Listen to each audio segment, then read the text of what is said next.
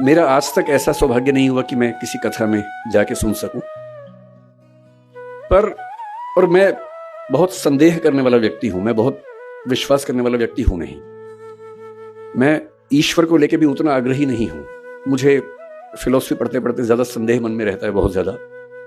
ईश्वर भी हैं या नहीं हैं तो कैसे हैं, वो सब सवाल मेरे मन में बहुत ज्यादा चलते हैं।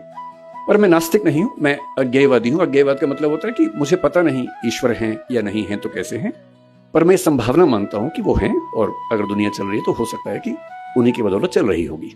इस संभावना को मानता हूं। मैं ये भी महसूस करता रहा हूं कि जो संत का एक सुंदर अर्थ होता है, मैं संत कबीर का बहुत सम्मान करता हूं। मैंने कबीरदास को अच्छे से पढ़ने का प्रयास किया है और बहुत प्रेरित होता हूं उनसे, उनकी बातों से सीखता हूं।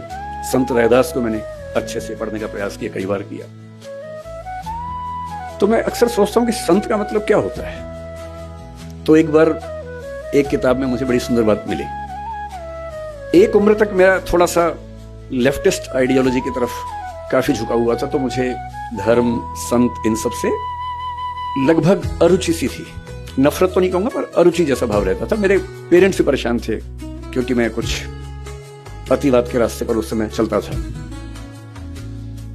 मुझे लगता था कि संत वो लोग हैं जो दुनिया के संघर्षों को छोड़ के भाग गए हैं।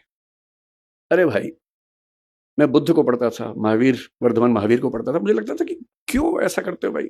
सब लोग स्ट्रगल कर रहे हैं, रोजी रोटी का संकट सबके सामने है, सबके बच्चे हैं, उनकी शादी होगी नहीं होगी, करियर होगा नहीं होगा, इतना इतना स्ट्रगल है। उस स्ट्रगल से हम तटस्थ हो जाएं, ये मुक्ति कैसे हो सकती है। फिर एक बार मेरे हाथ में किताब लग गई, क्योंकि मुझे किताब पढ़ने का शौक है और मेरे सबसे अच्छे दोस्त अगर कोई हैं तो किताबें ही हैं। और एक किताब इसी विषय पर मैंने पढ़ी कि संत होने का मतलब क्या होता है। तो उसमें बड़ी सुंदर एक व्याख्या थी कि संत वो नहीं है जो दुनिया की मुख्य धारा से भाग गया है। संत वो है जो जानता है कि अगर वो मुख्य धारा में उतर गया तो शायद सबको हरा देगा, पर वो उतरने से पहले ही जानता है कि सबसे जीत के भी कुछ हासिल नहीं होगा। और इसी बात को कुछ और लोगों ने दूसरी भाषा में कहा, the most interesting thing about the rat race is that even if you win you are still a rat. चूहों की दौड़ की सबसे रोचक बात यह है कि अगर आप जीत भी जाएं तो भी चूहे ही रहते हैं। और जिसने समझ लिया कि चूहा होना ही नहीं है, तो चूहों की दौड़ में दौड़कर किसको जीत के दिखाना है।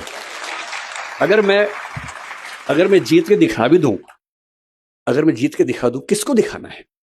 क्या कोई इतना महत्वपूर्ण है कि उसको दिखाने के लिए मैं अपने 10 साल खराब कर दूं या 20 साल खराब कर दूं। क्यों दिखाऊं।